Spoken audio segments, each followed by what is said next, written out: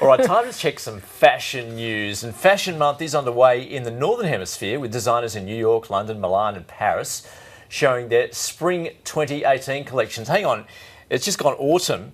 I get very confused by this. But it's autumn in the Northern Hemisphere. It's spring here. Yes, that is confusing. But we need to get ready for that, don't we? That's what right. it's all about, being ready. But of all the trends happening on the season's runways, one of the biggest stories is diversity. So to talk us through it, we are catching up with our regular fashion expert, Paddy Huntington. Wonderful to have you with us. Good morning. Now, this is turning into quite... well, it's quite diverse in its own respects, isn't it? When we're looking at diversity, it's not just in terms of ethnicity, we're also talking in terms of age, body shape, gender. It's fascinating. We're right exploring all options here, aren't we? It's right across the board. And I mean, look, let's hope it's not a trend, that it's the beginning of a movement. And I have to say, even if you look at something like Project Runway in the US, for the first time this season, they're using a sort of a wide variety of body sort of sizes. So, yeah, it's been, the kick-off to the season started with this sort of dramatic statement by two of the world's biggest luxury conglomerates, LVMH and Kering, which own, among many other brands, Louis Vuitton, Christian Dior, Gucci, Balenciaga, saying that they were going to introduce a model charter for their brands, and that's before the season even started. Banning any models under the women sort of models under sort of size 6, and in a bid to sort of move away from. Wouldn't that count half of them out? Well, many would argue size 6 is very small anyway. Models under the age of 16, and not just for runway shows, but for photo shoots as well. I find that surprising that they actually need to put that down in writing, because are we actually seeing runway models age 16 or under?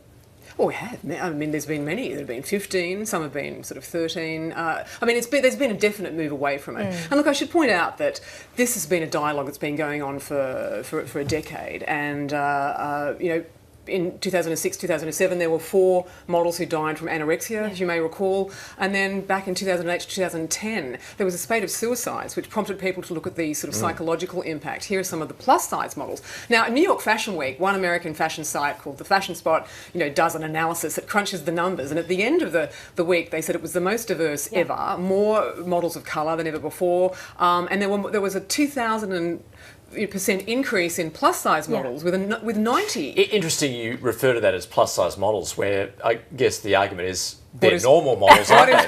They're normal people. That is an excellent point. And what is plus size exactly? Ashley Graham, here she is on the runway in New York. She probably would be the post girl, the most high profile. She's signed to IMG, the world's biggest modelling agency. And I believe she's a size 16. Some reports claim that she's a 14. But looking in the fashion industry, anything really over a size 8 or 10 would be considered plus size because and the samples that the designers are making, let's not forget, are that small. So the designers may have to look at the samples that they're making. But it's been right across the board, as you say, and also age. We saw more older women. I know this is a throwback to the 90s, isn't it? I've seen some of the names here. But we've got Cindy Crawford, we've got the supermodels back Helena again. Christensen, Naomi Campbell, Claudia Schiffer. Well, the original supermodels did a special sort of tableau at the end of the Versace show in a tribute to Gianni Versace, who there was just the 20th anniversary of his murder in Miami. So that was a tribute to him. But here they are. It was a fabulous tableau at the end of the Versace show, which was a tribute to him. But look, they joined many other models who weren't well known, and interesting. It's been a very sort of about face for the industry, because you remember last season was all about politics and all the statements about feminism, and which is great. But then at the end of the season, a number of companies were shamed because a high-profile casting director called out one brand and its casting directors for cruel and sadistic use of models. Yeah, I know, Paddy, you've pointed out the irony that Cindy Crawford's daughter is one of the high-profile emerging models, and she's 16. She's 16, but she actually has been modelling since she was 10. Mind you, I think she appeared in I think it was a Versace children's wear campaign, but she certainly has modelled as an adult after that from 13. And of course, the big buzz of the season is Kaya Gerber, and that's the irony. I mean, she's only literally just turned 16, so she was signed before that. I mean, agencies often use the term in development. requirement for models. They sign them. In fact, some of them are scouting girls from all over the world and putting them in schools, private schools in New York. In development. Wow. It's like a product, isn't it? It's Putting them in schools and then sort of rolling them out when they think they're ready. But now the guidelines are sort of, I guess, tightening up. And, it's about image control for the brands, because no brand wants to be called out for keeping 150 girls at a stairwell with the lights out, which is what happened last season to Balenciaga. And its casting directors were sacked, and that's what brought this on. So. Well, it's interesting that you made the point about politics as well, because I wanted to point to something else that's also happened recently on the runways there, and that's Teddy Quinlivan has made a statement essentially around her gender and pointing to what's happening in the political scene in the US. Interesting. I mean, probably the biggest political statement was made by Teddy Quinlivan, who is a young American model who has been modelling, as a woman for the past 2 years, very high profile. She's in all sorts of high profile campaigns. On the last day of New York Fashion Week, she came out and said she was making a political statement in an exclusive to CNN, and said she's doing it because of the political climate, particularly in the US, where of course Donald Trump has sort of, tried to sort of ban or has banned transgender troops. And interesting. And look, there were something like 32 transgender models. And of course at the forefront of that is Australia's own Andrea Page, who was front and centre in one of the shows. So it's look, and there have been some people who've been critical of transgender, sort of